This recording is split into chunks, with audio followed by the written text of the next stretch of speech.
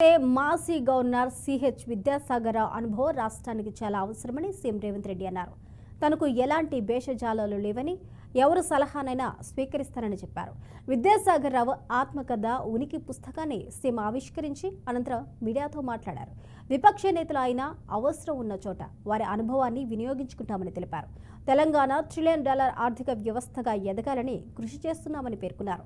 Metro, regional ring road విషయంలో కేంద్రం సహకరించాలని ప్రధాని మోదీని కోరినట్లు తెలిపారు. కేంద్రం సహకరిస్తేనే రాష్ట్రాల అభివృద్ధి పరిపూర్ణమవుతుంది అన్నారు.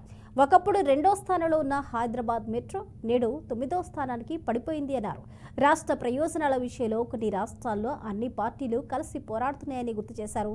మనం పోటీ పడాల్సింది అమరావతితో కాదు, ప్రపంచ స్థాయి నగరాలతో అని రేవంత్ రెడ్డి అన్నారు. విద్యాసాగర్ రావు గారు విద్యార్థి రాజకీయాల నుంచి ఉస్మానియా యూనివర్సిటీలో వారు అఖిల భారతీయ విద్యార్థి పరిషత్ ప్రతినిధిగా ప్రారంభమై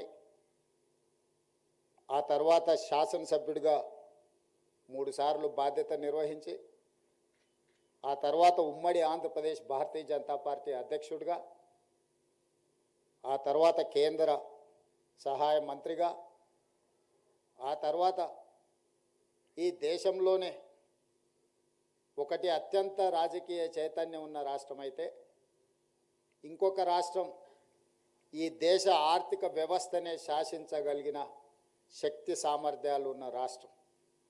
2 రాష్ట్రాలకు ఉమ్మడిగా గవర్నర్గా వారి బాధ్యతలు నిర్వహించారు అంటే వారి సమర్థతను నరేంద్ర మోడీ గారు గుర్తించి వారికి మహారాష్ట్ర, తమిళనాడు గవర్నర్గా అవకాశాలు ఇస్తే 2 రాష్ట్రాలను సమర్థవంతంగా గవర్నర్గా వారు బాధ్యతలు నిర్వహించి తెలంగాణ యొక్క గౌరవాన్ని వారు నిలబెట్టినరు. ఉమ్మడి రాష్ట్రాల గవర్నర్గా వారు వివిధ హోదాలు చేపట్టిన దాదాపుగా 5 దశాబ్దాలు విద్యార్థి దశ నుంచి ఈ రోజు వరకు వారు ప్రజా జీవితంలో ఉన్నారు.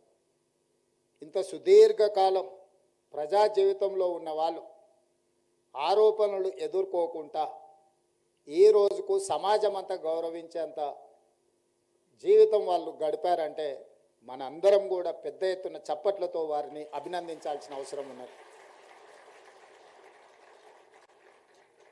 ఒక్కసారి కౌన్సిలర్గానో, కార్పొరేటర్గానో లేదా ఏదైనా ఒక అవకాశం వస్తే మళ్ళీసారికి వచ్చే వరకల్లా వాళ్ళు చేసిన పనుల కంటే వాళ్ళ పట్ల వచ్చే ఆరోపణలు ఒక పుస్తకంగా తయారయ్యే ఈ పరిస్థితుల్లో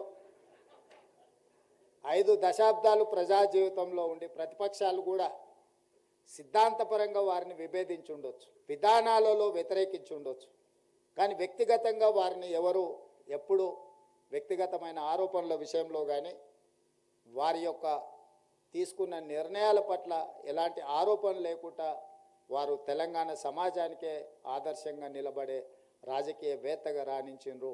ఇలాంటి వాళ్ళు చాలా అరుదు. ఈరోజు ఆనాడు ఉస్మానియా యూనివర్సిటీలో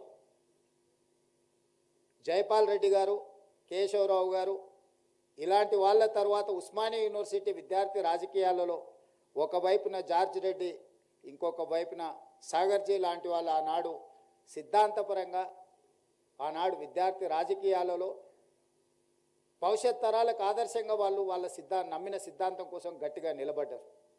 ఈరోజు ఏ యూనివర్సిటీలు చూసినా యూనివర్సిటీ విద్యార్థి రాజకీయాలు కాదు, యూనివర్సిటీ కూడా ఉనికిని కోల్పోయే పరిస్థితులు ఈరోజు మన రాష్ట్రంలో ఉన్నాయి. ఈ యూనివర్సిటీలను పునరుద్ధరించవలసిన బాధ్యత, యూనివర్సిటీ విద్యార్థి రాజకీయాలలో విద్యార్థులు పాల్గొనవలసిన చారిత్రాత్మకమైన అవసరం ఉన్నదని చెప్పి నేను ఈ సందర్భంగా